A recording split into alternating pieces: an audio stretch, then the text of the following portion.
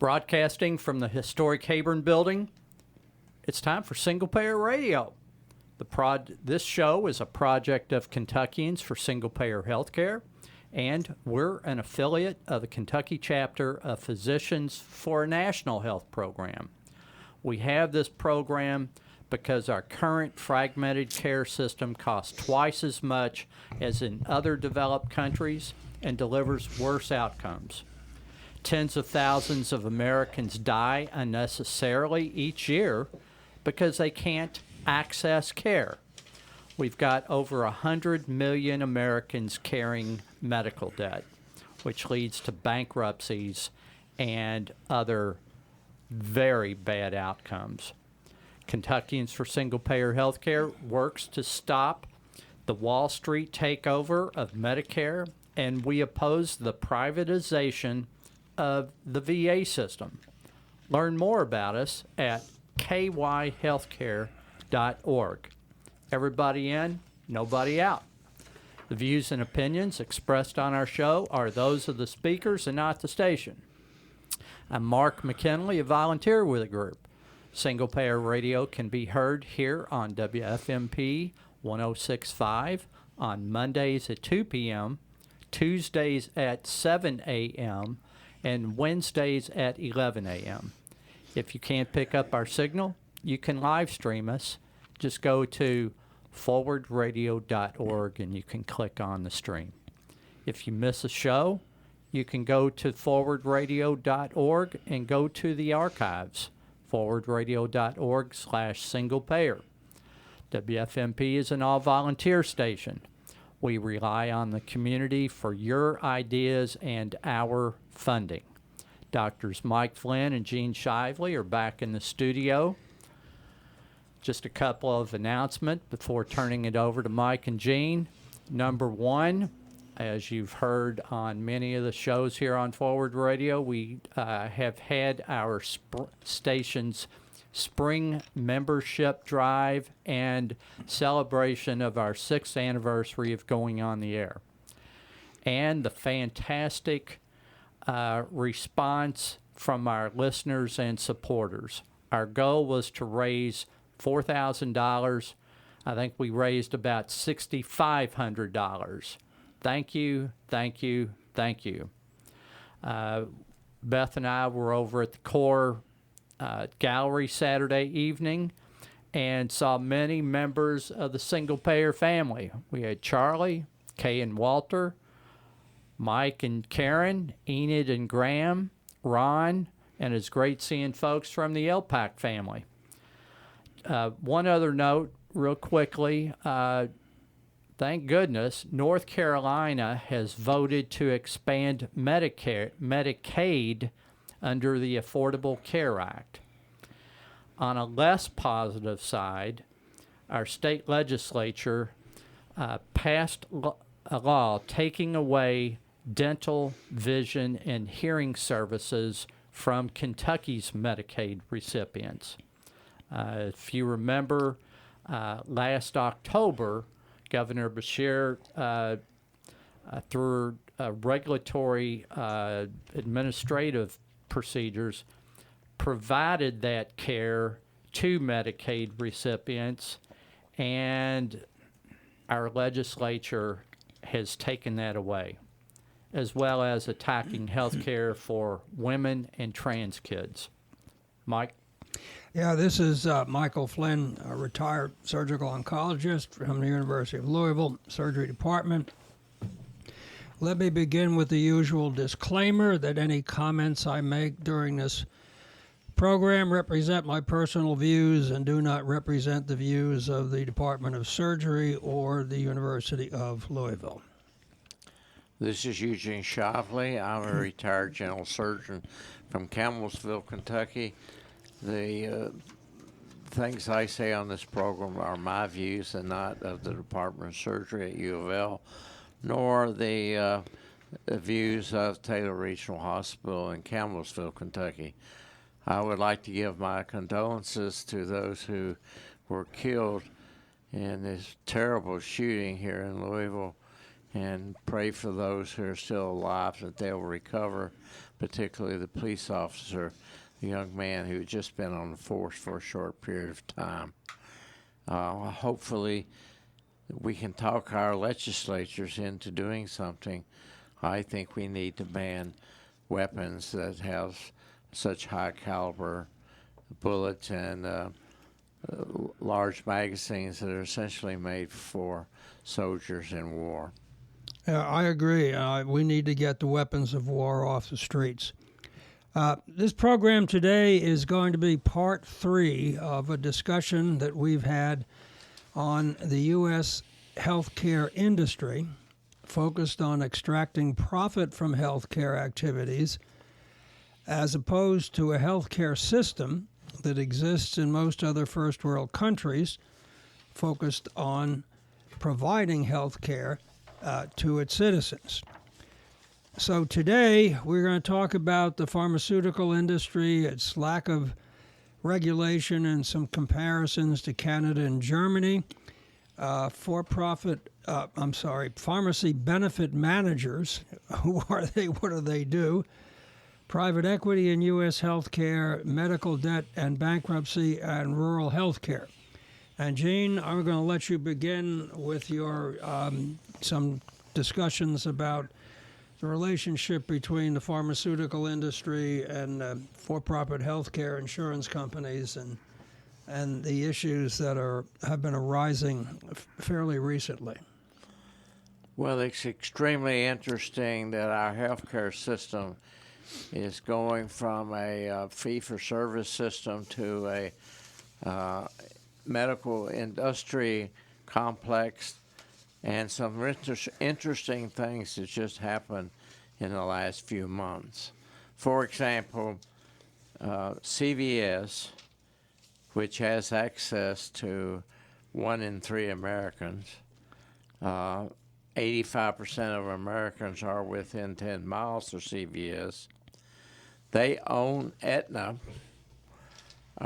They've just recently bought a company called Signify Health, which does home visits for wellness and also does home health visits. They paid over $8 billion. They've recently bought a physicians group, which predominantly takes care of Healthcare Advantage patients.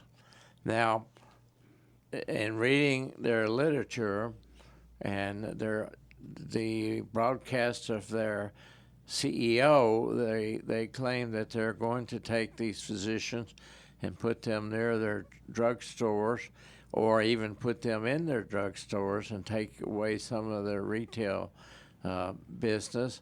So we'll have patients coming into the pharmacy, seeing a doctor, predominantly a primary care physician, and then getting their drugs there. Then they'll have another company or a subsidiary who will be taking care of these patients at home. And they not only do they get paid for taking care of the patients at home, but they also get bonuses for keeping them out of the hospital, which is a good thing. The interesting part about all this is, does it really decrease morbidity and mortality?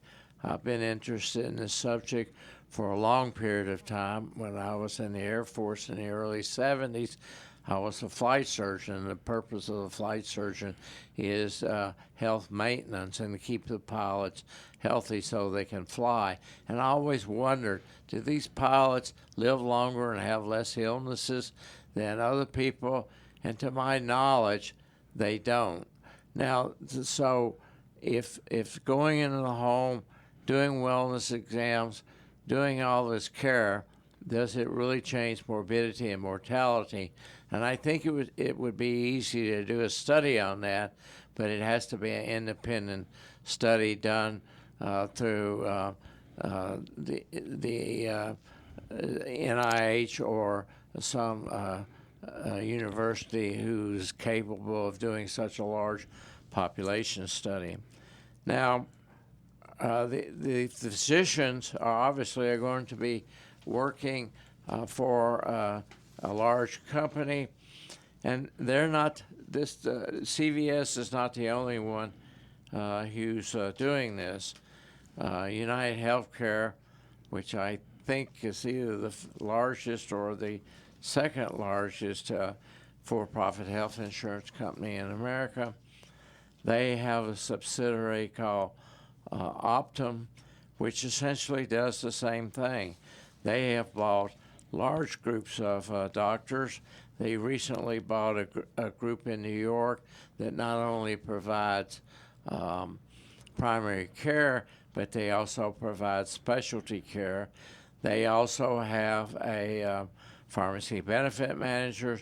They do pharmacy work, and they are all working together to provide pharmacy, primary care, and maybe even specialty care. And so we're rapidly seeing a change in the way we've delivered medicine in the past. Whether this is good or not, I don't know, but I do know that I think that it would be much better if we had a not-for-profit system where this type of care could be done without stockholders making money. Yeah, this is the same kind of issue that's going on with the private equity invasion into healthcare and nursing homes and physician practices, which was something we're going to get into a little bit later, as well as the issue of the pharmacy benefit manager, these middlemen that mysteriously make all kinds of money and nobody seems to know exactly what they're doing because they do so much. Well, it's not that they do so much, they're not transparent, and nobody seems to know exactly what they do. Yeah, that's exactly. Except they're making a lot of money from it all. And each one makes different decisions, and we don't know how they're making those decisions. Well, let's get into that a little bit. I'd like to get back to some of the kind of the basics of our relationship with the pharmaceutical industry, and then we can move on to the pharmacy benefit managers. So in this country, we have no system to manage drug prices, which is not true in most of the other first world countries who have healthcare systems as opposed to a healthcare industry.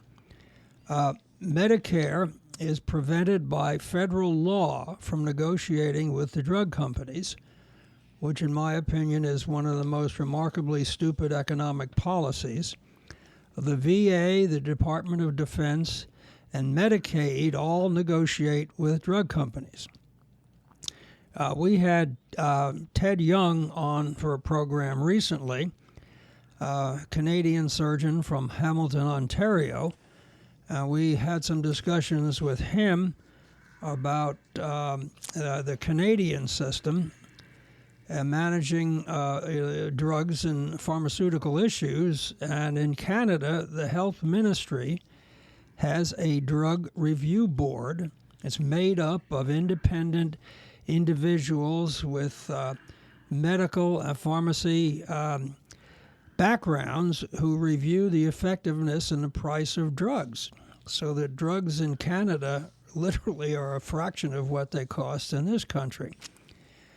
The other thing that he mentioned, which I was surprised to learn, and we were both pleased to hear this, that in Canada, prescription drugs are not advertised on television. Now, I was watching the news last night of the mass shooting was going on in Louisville, and for every 20 minutes of news, I had 20 minutes of advertising, and a good proportion of that advertising was pharmaceutical advertising. Now, Germany also has some kind of similar system to the Canadian system. I don't know, Gene, remember we had Dr. Krause on. Right. Do you remember how she explained this to us? But I remember that there was some way that the health insurers, the nonprofit health insurers in Germany, could negotiate with the drug companies. But I don't remember the process. Do you? I think that they bid for drugs, and that's the way they keep the costs down. They also look at drugs, what's of benefit, what's not of benefit, and they don't use very expensive drugs unless it's really necessary. Well, that's what the Canadian system. They've got the drug companies will take a drug for diabetes, change it a little bit so that the patent is different from the first patent, and charge an outrageous amount of money for it, and so you've got 5 drugs that all do more or less the same thing. Well, an example of that is a diabetic drug called Trulicity that's been marketed because it prevents people with heart disease from having another heart attack. But what they don't tell you is the number needed to treat. And that means how many people you got to treat to save one life. And in that particular drug, it's 327 people. So that means 327 people got to take it to save one life, which costs about $2.7 million. These type of things happen all the time. Also, the drug companies are relying on universities to do their research, but now it's difficult for the universities to do the research without getting the drug companies involved, and sometimes the universities and the people doing the research don't get all the data, and the drug companies have the right to redact some of these articles. Mike, you've been on the IRB. Have you run into these problems? I've been on the IRB for 15 years, and in the beginning, there was a much larger proportion of studies that were submitted by independent study groups, like COG, the Children's Oncology Group, or SWOG, the Southwest Oncology Group, or the RTOG, Radiation Therapy Oncology Group. Today, there are fewer and fewer studies by these groups, and most of the studies that we review are studies that were submitted by the pharmacy, by industry, and it's challenging because the difference between a study submitted by an independent study group is you get a really good idea of the risks and benefits. When an industry, a pharmaceutical industry, not all of them, but enough of them to be noticeable, when they submit a study, they tend to downplay the risks and upplay or emphasize the benefits, which is just the inappropriate thing to do in a study. That makes it really difficult to get started on a study with an open mind. And so that's been one of the challenges for the U of L Biomedical Institutional Review Board in recent years. Let's move on. Anything else you want to say about the pharmaceutical industry in general? I'd like to move on to pharmacy benefit managers for a while, and then we can move on to some of the other topics we were going to talk about. Well, pharmaceutical industry is one of the leading causes of the increased cost of health care in the United States. And if you, while you're watching TV, if you write down some of those drugs and look them up and look up the cost, you'll find that most of them are extremely costly. And most people could not afford them unless they have their insurance is paying for them, or unless they get some type of charity benefit, which some of the drug companies provide. So they're not just advertising ordinary drugs, they're advertising very complex and expensive drugs. And the other thing is, they're convincing patients they need these drugs, but there may be other drugs that are less expensive that work just as well. Yes, and the other issue about that is that the pharmaceutical industry indicates or tells the public that it spends more money on that the reason these drugs are so expensive is it spends so much money doing all the initial research and the follow-up research on a drug before it goes to market. And in fact, the pharmaceutical industry spends more money on advertising than it does on research.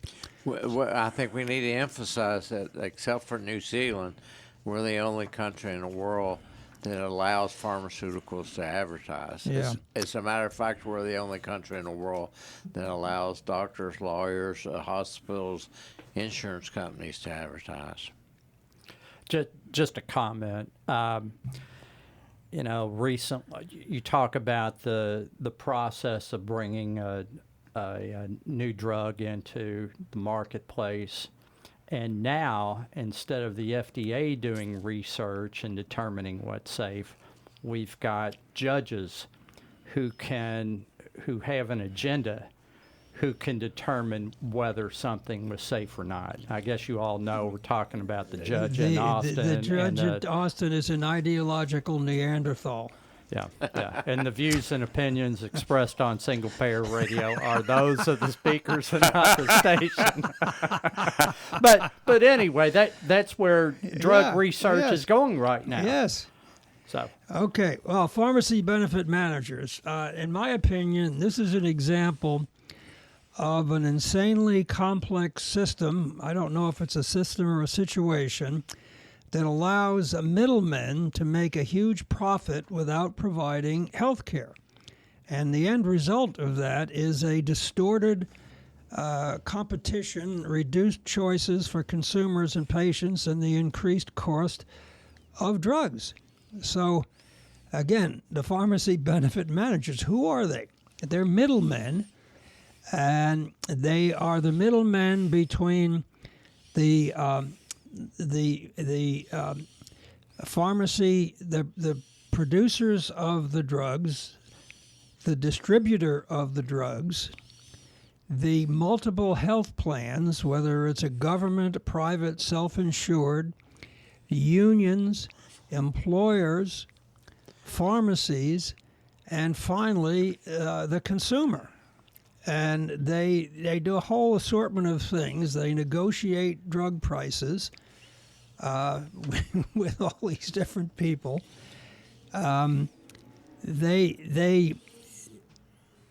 They establish drug formularies for the health plans, and they can rate drugs. They can put a drug on a formulary with some kind of rating system. I don't understand how this happens, Jane. Maybe you have a better idea, because you have one of the things I want to talk about. Maybe I'll let you talk about it. Is that you went around, I think, and you bought.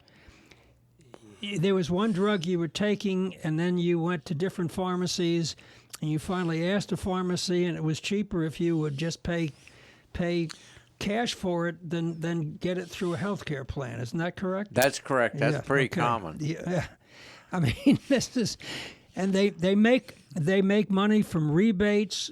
The cost of a drug in a pharmacy varies with the healthcare plan. And it's just, and it's remarkable. They contract with pharmacies. They can forbid the pharmacist from telling the consumer that they could buy the medication at a cheaper price without an insurance plan. That this is when you think about this, is crazy. Well, not only that but sometimes they make money by you have to pay a copay plus your insurance pays, and all that together is more money than if you paid out of your pocket. So they're sneaking around and making more money, and most people don't know that, and most people don't know to ask, well, how much would this drug be if I didn't use my insurance? Now, another classic example is my wife has an estrogen ring, and she was paying in a private pharmacy $450 for that. She went to Taylor Regional Hospital outpatient pharmacy and could get the same thing for $50. These type of things are very common. Most people don't know it, and some people are restricted. For example, CVS and Aetna, I'm sure, are probably going to have some type of relationship where if you have Aetna insurance, then you can have to buy it from CVS, or they highly suggest that you buy it from CVS.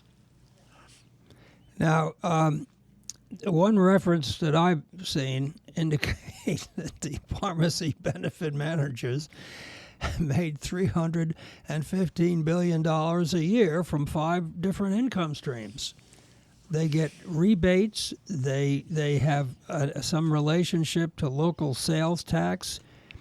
They make money off a thing called a pharmacy spread. This is stuff that's 5 levels above my pay grade, and that's the difference between what the pharmacy benefit manager pays the pharmacy when the prescription is purchased and how much the pharmacy manager pays the clients. And the other thing they make a lot of money from is these drug formularies. So, and as you mentioned earlier when we were talking, we mentioned about this, is they're totally not regulated. Nobody really knows all the things that they're doing.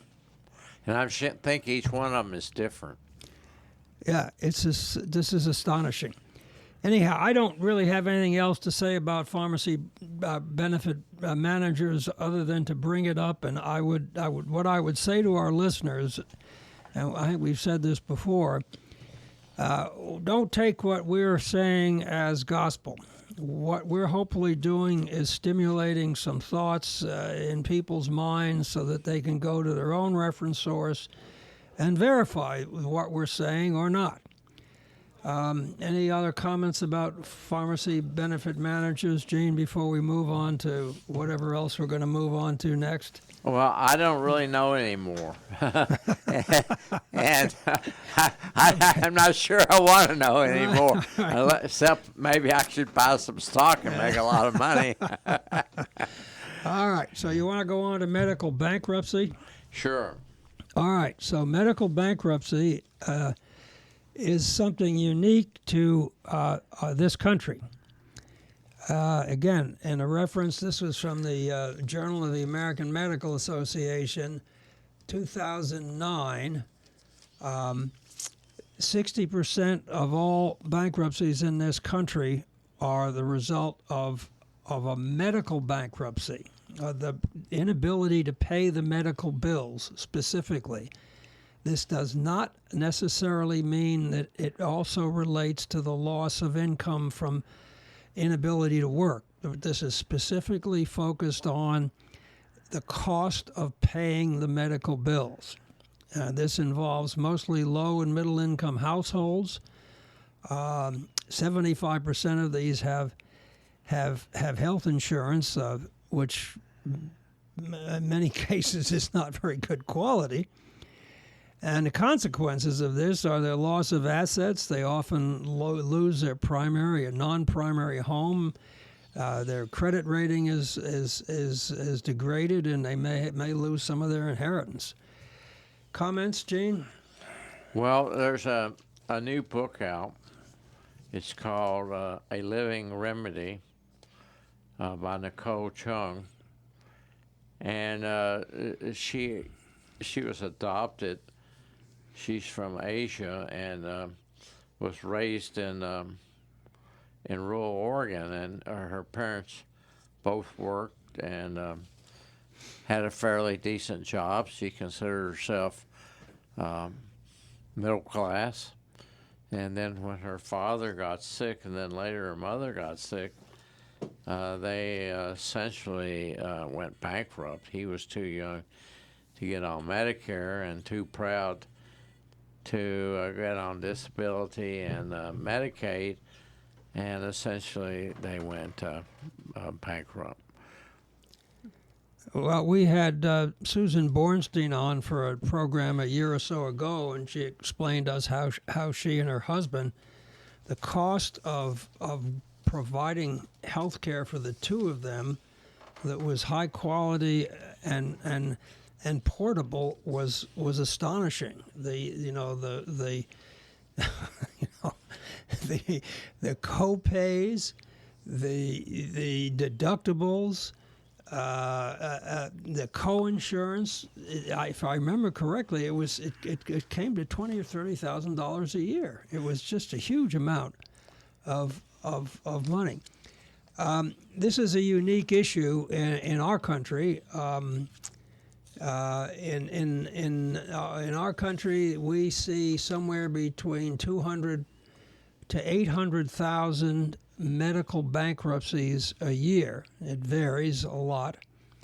If you look at France, Japan, Australia, Spain, Italy, and Canada, the number of bankruptcies, medical bankruptcies, they have in those different countries on an annual basis is generally less than 10. So this is a unique American issue. Another interesting thing that's just recently started happening is people going to assisted living, and let's say they have enough money to stay in assisted living for 2 or 3 years. Most assisted living is going to cost between $5,000 or $10,000 a month. Some of them that are very fancy may cost more. Most of these assisted livings were started as proprietary, and they were not designed for people who had no money. But what's recently happened is people run out of their money. They get on Medicaid. The assisted living cannot afford to keep them there because Medicaid is paying less than their cost, and assisted living doesn't provide a nursing home, nursing type care. They just provide people who come in and can assist, help you take your medicine, help you to go out to the table to eat, etc. So we're having, with this Medicaid being cut off, and also with the assisted living homes evicting people because they can't pay, we're creating more and more problems. And it can be extremely difficult to find a nursing home who can take care of these patients. I know several people who have stopped working in order to take care of their parents. Another really big problem is people who have dementia or Alzheimer's disease, and the assisted living would take care of these people unless they become fairly violent, and then it's almost impossible to get someone into a facility. I know a nurse who almost went to every facility in the state of Kentucky before she found a place for her mother. Oh, wow. Well, let's move on to, or I'm going to move on so much of it, the precedent or preceding medical bankruptcy is medical debt, which is the leading cause of bankruptcy in this country. And in 2014, there were about 60 million people in this country with change who had medical debt. Today, it's over 100 million. So this is a problem, a bad problem that's getting worse. And the only state in the union, and this comes from the Maine Law Review, so I'm assuming this is correct, but I would, again, I personally haven't looked at it in a year or so. Massachusetts was the only state where medical debt was not the number one reason for bankruptcy, because Massachusetts has a law with an individual mandate that requires people have health care coverage. So, which is quite a different situation than in Louisville, where apparently they're taking away health care coverage for dental and vision and whatever else they can get away with. Well, that's a very serious problem. The dental care is almost impossible to get unless you have insurance or you have a big lot of money underneath your pillow. Another interesting thing that's happening that most people may not realize is that during COVID, they stopped the reevaluation of Medicaid patients. Up until COVID, everyone who was on Medicaid had to be reevaluated every year. They stopped that so that these patients with COVID could be taken care of. Now that the COVID endemic is stopped, they're going to go back and reevaluate these patients. And it's thought that it is up to 14 million people could lose their Medicaid, and they won't be able to get insurance. Wow. Well, listen, Gene, how about giving us a summary of what's going on in rural health? Well, rural health is gradually getting worse.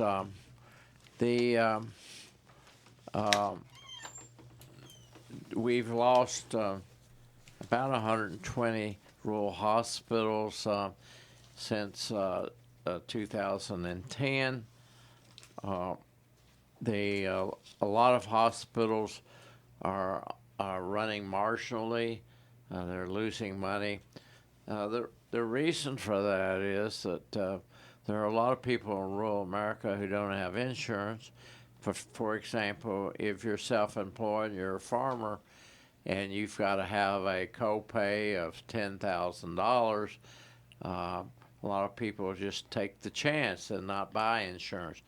There are some counties in the state of Kentucky where it's almost impossible to buy insurance on the private market.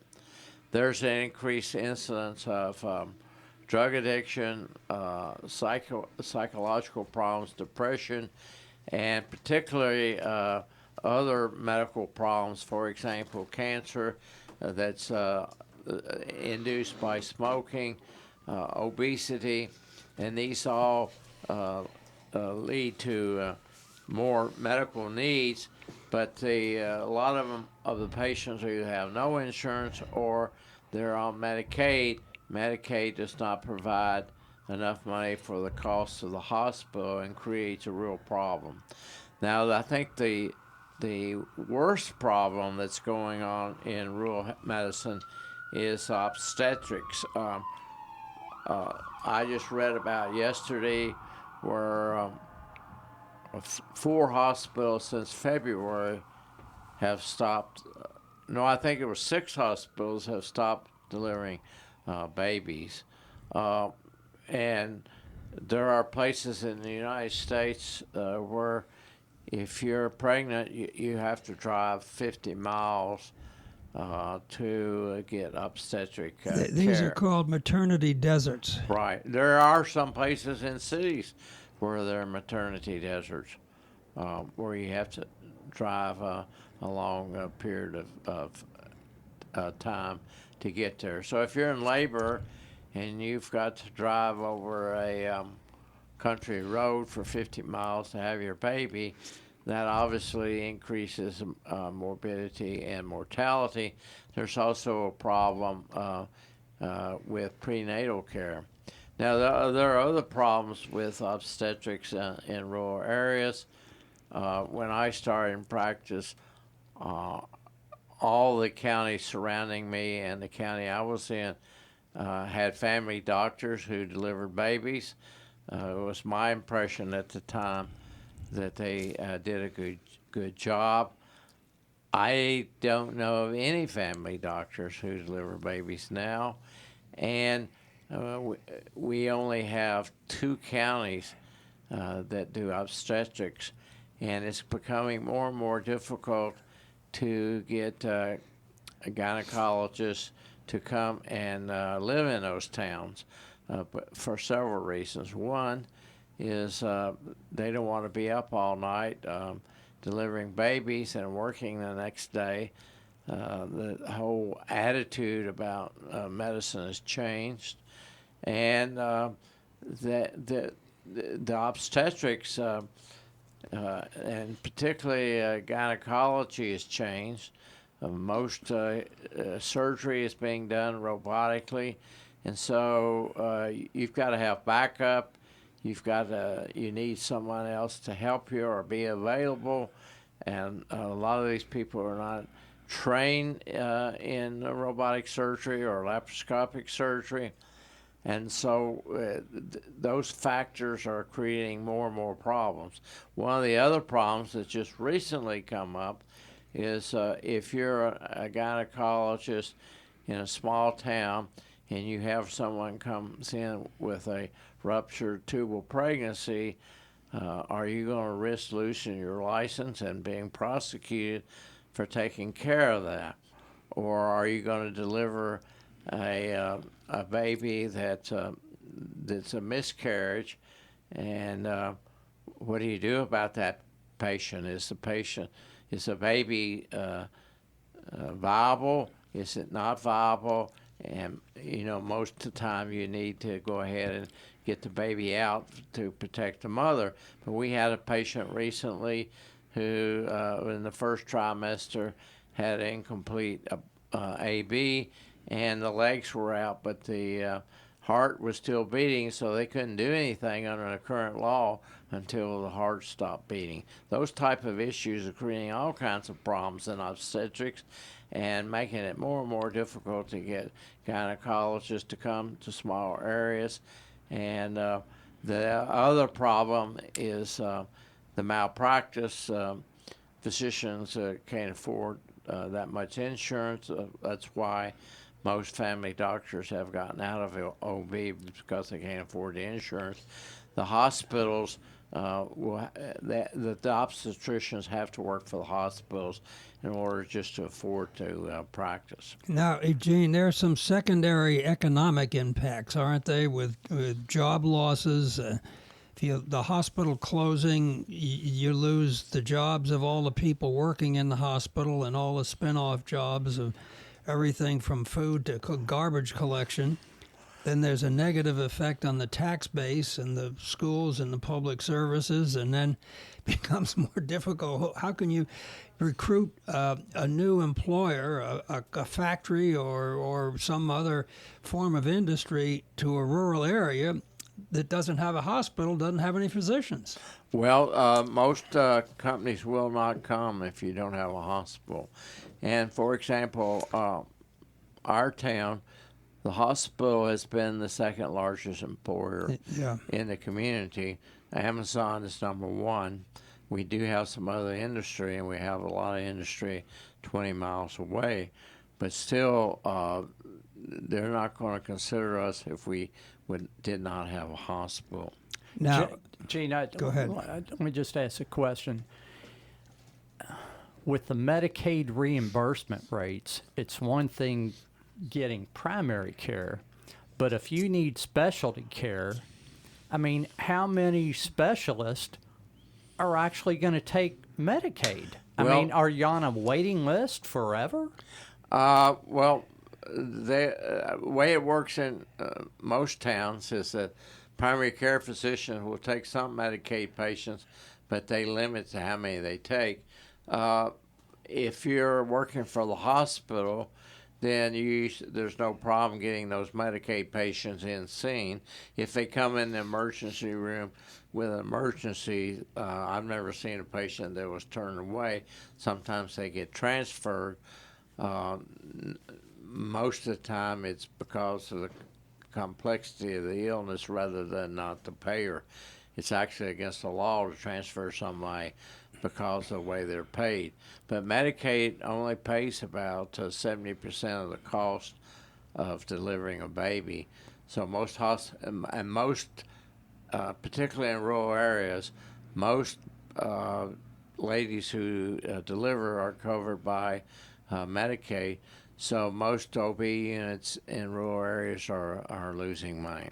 But the non-OB patients who need to be seen by a specialist, where do they go if Medicaid is paying just pennies for their care? I mean, they just go on a waiting list or have to keep going further and further out? Well, I always, when I was in private practice before I went to work for the hospital, I always took all comers, and I think most doctors in that era did. Now, most physicians are specialists are taking those patients because they work for the hospital, and the hospital is taking a loss but still covering it. In our particular hospital, we're a tax-supported hospital, so I think the tax doesn't cover all that, but I think we have a moral and legal obligation to take care of those patients. Now, if we have a problem getting a patient transferred for specialty care, for example, they need a vascular surgeon, then most of our patients are sent up to UL or UK, where they don't turn any patients down, and they sometimes get reimbursed more money than we would because of they take care of a lot of indigent patients, and of course they're tax-supported institutions. So I don't remember not being able to get a patient in who really needed care. Now, the anti-abortion laws in the red states. I've been reading about a little town up in Idaho where there's one or two gynecologists, and it's make this whole rural health issue worse because they're not just they're going to be leaving the state because they literally cannot practice medicine in an appropriate way. That the laws, as we talked about earlier, with how to deal with a miscarriage or an ectopic pregnancy or something like that that's still got a heartbeat. If you do what is good medical care, you may end up in jail. And what you think about this is crazy. The stuff that's going on in this country, but it's going to magnify the difficulties of providing care in rural parts of the country. Yeah, not only rural parts, but other places. I mean. Oh yeah, but I think the rural parts are going to get hit. No question, worse. They're going to get hit worse than anyone else, we in our small town, we've had a patient that had to be transferred out of state in order to get care. Well, in Texas, if you helped them and do that, they could put you in jail. Yes. Think about that. If you help someone go to get what is appropriate medical care in the state of Texas, someone can actually file a lawsuit against you for.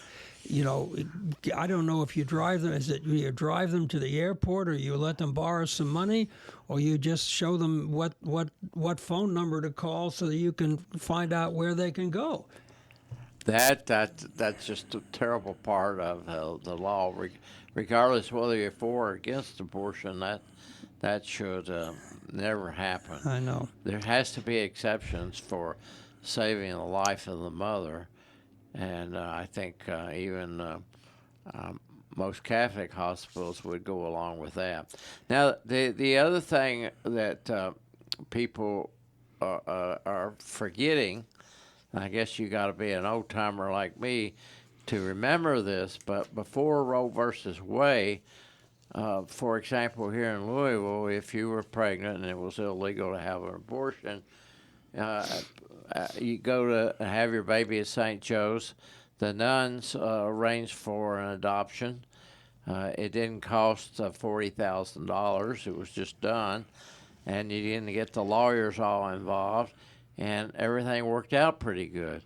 The other thing that was going on in the 60s and 70s was that there were a lot of orphanages.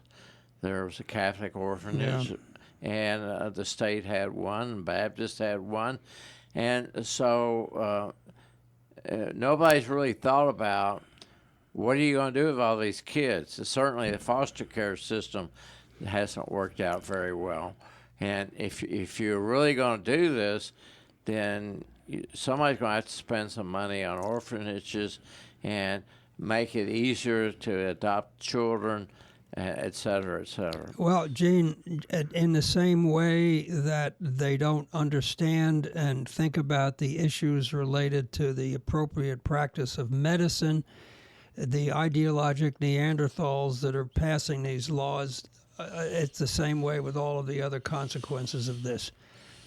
Anything else? And I'd like to move on to some of the other things we're going to talk about before we run out of time. Any last-minute comments you want to make about rural health, which is where you've spent most of your professional career? Well, rural health is gradually deteriorating, and it's, I think, worse out in the West where there's so much distance. And we're going to have to deal with that issue. America has a high infant mortality rate, and it's going to get higher if we don't deal with it.